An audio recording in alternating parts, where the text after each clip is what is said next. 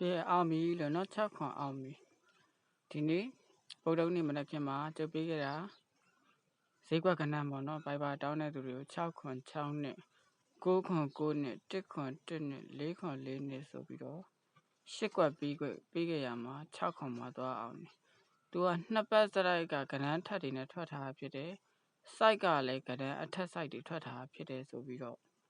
ကျုပ်ဈေးကွက်ကဏ္ဍရွေးထုတ်ပေးခဲ့လိုက်တယ်10ကွက်တော့ဖြစ်သွားတယ်10ကွက်ထဲကတစ်ကွက်အောင်နေပေါ့နော်ညနေကိုလည်းဒီလို10ကွက်နဲ့ပဲလာမယ်လို့နော်အဲ့တော့ညနေစာအတွက်ကိုကခွန်328ဖြစ်ပါတယ်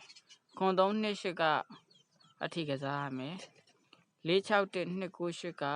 1ချိန်အဲ့ဒါနဲ့တွဲကစားရမယ်အကုန်လုံးထိုးခိုင်းတာမဟုတ်ကြိုက်တဲ့ကဏ္ဍရှိရင်ယူသုံးလို့ရအောင်လို့ဒါတင်ပေးခြင်းဖြစ်တယ်ကျုပ်စကားနဲ့ပြောမယ်ဒီနေ့မနက်ခင်းကျုပ်ကဏ္ဍအောင်တာပေါင်းလှန်ပြလိုက်ရင်ခင်ဗျားတို့ရုပ်ကူစီမှာကဏ္ဍတောင်းထားရလို့အဆက်ကွဲမှကြောက်လို့သူတို့ရဲ့ဂုံတိတ်ခါကြာဆင်းမှကြောက်တဲ့အတွက်ကျုပ်ချမပြဘူး88ဦး89ဦးလောက်တော့ရှိမယ်နော်ကျုပ်ကဏ္ဍပေးရဒီနေ့မနက်ခင်းကဏ္ဍထွက်သွားတဲ့အချိန်ထိလေကျေးဇူးတင်ပါတယ်လို့တော့မှမပြောဘူးနော်ဟောကျုပ်ဒီလိုဗီဒီယိုရိုက်ပြီးတင်ပေးတာကျုပ်ပတ်စံနဲ့ကျုပ်ရိုက်ပြီးတင်ပေးရတယ်တင်ပေးနေတယ်ပေါ့နော်ဥမာထားပါအောင်ဆိုကျုပ်သားတကယ်လို့ဒီဖုန်းပေဘူးတွေမရှိဘူးကျုပ်ကလာပြီးကြောတဲ့သူတွေမရှိဘူးဆိုရင်ကျုပ်ဒီဖုန်းပေါ်တင်ပြီးကဏ္ဍချပေးနိုင်စရာအကြောင်းမရှိဘူးဘိုင်ဘာလည်းမတက်နိုင်ဘူးခုခေတ်ကာလအရဝန်ထမ်းတယောက်ဆိုရင်လုပ်ငန်းလုပ်နေတဲ့သူတယောက်ဆိုရင်တနေ့လုံးမှတနေ့စားလုပ်နေတဲ့သူတယောက်ဆိုဒီဖုန်းပေါ်တင်ကိုမတင်နိုင်ဘူးပြောချင်တာကခင်ဗျားတို့ကျုပ်ရိုက်ပြီးတော့လည်းပတ်စံမတောင်းဘူးကျေးဇူးတင်ပါတယ်တော့မပြောနိုင်နဲ့ခင်ဗျားတို့ရဲ့အရေးချင်းကိုလေးစားပါတယ်လို့နော်ကျုပ်စီကဘိုင်ဘာလာတောင်းတဲ့သူတွေကျုပ်ကိုအားရဝမ်းသာနဲ့လေကျေးဇူးတင်ကြောင်းဒီနေ့ရသွားပြီဆရာလူရန်ကျေးဇူးတင်နေ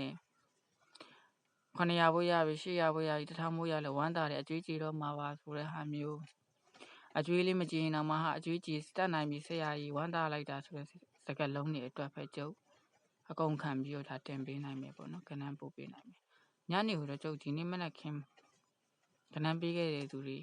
အောင်ခဲ့တဲ့သူတွေကိုညနေကဏ္ဍပေးဖို့အတွက်ကိုစဉ်းစားအောင်မယ်လို့နော်ကျုပ်ရဲ့ပင်တိုင်းအားကိုးနေတဲ့သူတွေတော့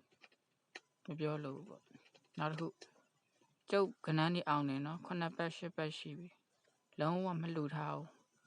ကျုပ်ကဏ္ဍချနေတာကဖျားတဲချောင်းဆောက်ဖို့အတွက်လုံးအခုဆိုငလျင်ပေးလှူဖို့တွေရှိရဲ့ကျုပ်အလားတက်အချင်းကုန်ခံပြီးအုံနောက်စားပြီးကျုပ်အကုန်ကြခံပြီးတော့သူတို့အတွက်တော့ကဏ္ဍမဝေပေးနိုင်တော့ပါဘူး9ပတ်လုံးကျေးဇူးတင်စကားမပြောဒါပါပဲ